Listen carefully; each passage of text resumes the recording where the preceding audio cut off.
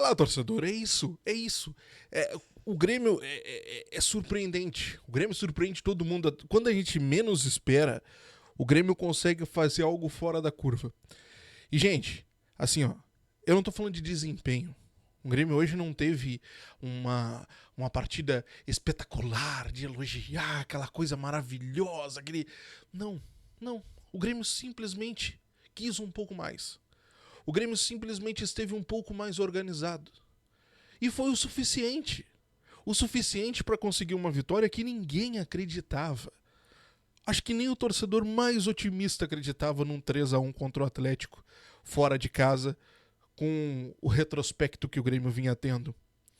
Porque foi uma partida que ela não teve do Grêmio, assim, aquela coisa do Grêmio em cima toda hora, do Grêmio tentando toda hora fazer o gol, do Grêmio tendo várias oportunidades, não. Mas o Grêmio soube se comportar diante do Atlético. O Grêmio soube se segurar diante do Atlético. E isso é o importante, porque se a gente pegar o retrospecto do jogo, a gente pode fazer aqui uma ordem cronológica. Vamos pegar, o Grêmio toma um gol aos 37 minutos, com um gol que foi uma falha, né? Porque o Hulk, ele toca a bola, o Scarpa sozinho faz dá um chutaço, um golaço maravilhoso, lindo, mas todo mundo sabe que o Scarpa é um cara que chuta muito bem de fora da área. E o Scarpa tava sozinho para chutar essa bola. Então foi uma falha. Foi uma falha. Só que o Grêmio, vamos lá, se diminuir dentro de campo, ao invés de tentar só ficar na defesa, ao invés de sentir o gol como vinha acontecendo em outras partidas, foi para cima. O Grêmio escolheu jogar. O Grêmio escolheu ir para cima. No escanteio, uma bola parada, conseguiu o gol, né? Conseguiu o gol, e ali aquele cabeceio do Edenilson foi nem meio a marcação, não dá nem pra dizer que ele pulou, não, foi uma coisa bem estranha, mas foi o gol, foi a lei do ex e foi o gol. Gol é gol, não interessa. 1-1, gol é gol.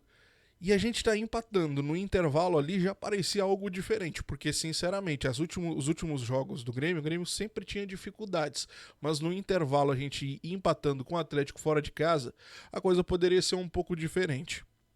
Aquele chutaço do Balbuena no início do segundo tempo, naquele escanteio, ali sim, ali parece que os jogadores tiraram um pouco daquele peso, tiraram um pouco da raiva, tiraram um pouco daquela coisa que durante a semana vinha incomodando.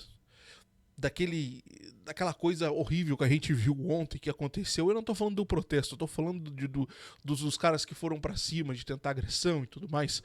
Mas aquilo ali parece que os jogadores, sabe, tiraram peso. Tiraram peso. E não teve nada de diferente. Não teve nada de diferente. Simplesmente quiseram um pouco mais. E é disso que a gente tá falando. É disso que a gente fala tanto, é disso que a gente cobra tanto do Grêmio. Ninguém tá pedindo que o Grêmio entre em campo e arrase. Que o Grêmio entre em campo e faça uma partida maravilhosa, que possa enfrentar qualquer outro. Não. Simplesmente que se entregue um pouco mais. Quando o Grêmio perdeu ali o Carlos Vinícius, num lance bem duvidoso, tá? Porque pra mim não era pra expulsão. Ele tava de costas, o jogador do Atlético tava puxando ele, inclusive, ele estava caindo, então ele nem olha quando ele estava fazendo aquele movimento ali, e ele acaba, o juiz acaba entendendo que ele deu um cotovelaço, o VAR, enfim, mas nem vou entrar nesta circunstância. Levou o vermelho, foi expulso. O que a gente imaginou? Bom, agora sim, agora a situação vai complicar. O Atlético vem para cima e o Grêmio, como tem aquela defesa que a gente já sabe que é uma defesa que deixa bem a desejar há muito tempo, vai acabar tomando o gol do empate. Não, o Grêmio conseguiu se segurar também. O Grêmio conseguiu se segurar também. O que o Mano faz? O Mano, ele tira o Alisson, coloca o Alex Santana, coloca mais um jogador de meio de campo. Ele tira o Cuejar e coloca o Riquelme, pra quê? Pra segurar a bola. E deu certo. E deu certo. Porque o Riquelme, ele segurava a bola. O Riquelme é aquele jogador que ele segura a bola, aquele jogador que prende, que leva pra frente.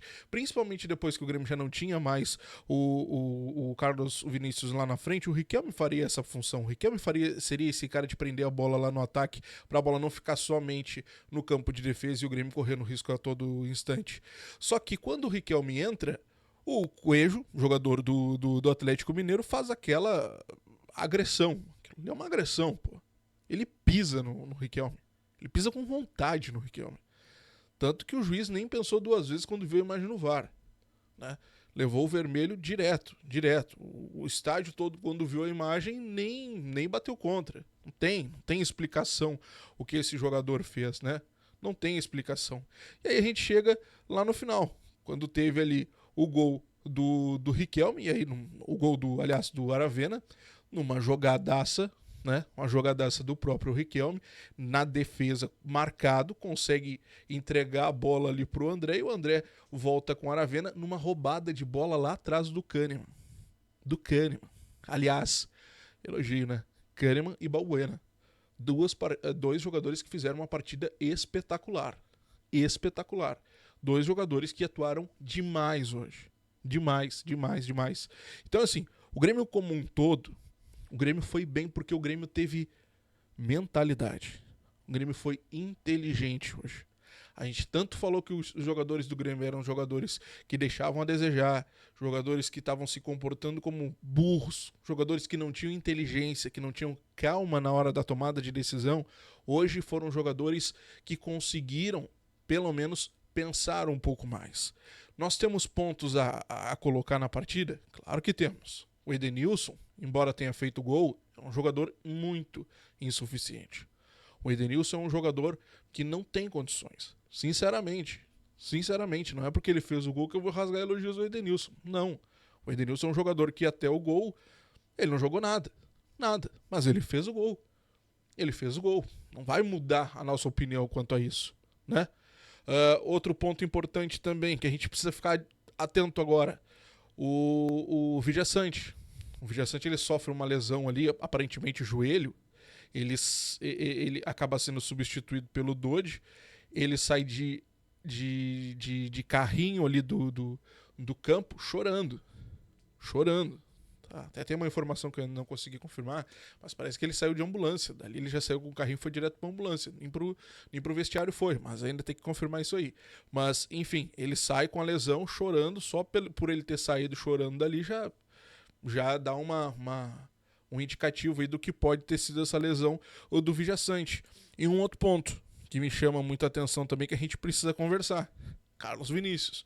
O Carlos Vinícius, nesse primeiro jogo, pode ser que ele estivesse um pouco mais afobado, né? Primeiro jogo como titular. Um pouco mais afobado, pode ser. Naquele, né, meio perdidão, assim, meio atrapalhado. Mas ele vai ter que se ligar. Esses contatos que ele teve hoje, que acaba chamando um pouco mais de atenção, né? Porque pela estreia. Mas esses contatos que ele está acostumado a ter com o futebol lá fora, que os árbitros não marcam, aqui a arbitragem faz a festa. Então vamos cuidar isso aí, vamos ver como é que vai ser os próximos jogos do Carlos Vinícius, mas ele vai ter que se ligar, porque aqui a arbitragem é muito cheia de frescura. Qualquer coisinha os caras marcam. E aqui pode ser um grande ponto para ele se cuidar aí, porque senão ele vai viver com cartão, vai viver pendurado, vai viver expulso. Então aqui ele vai ter que se ligar também.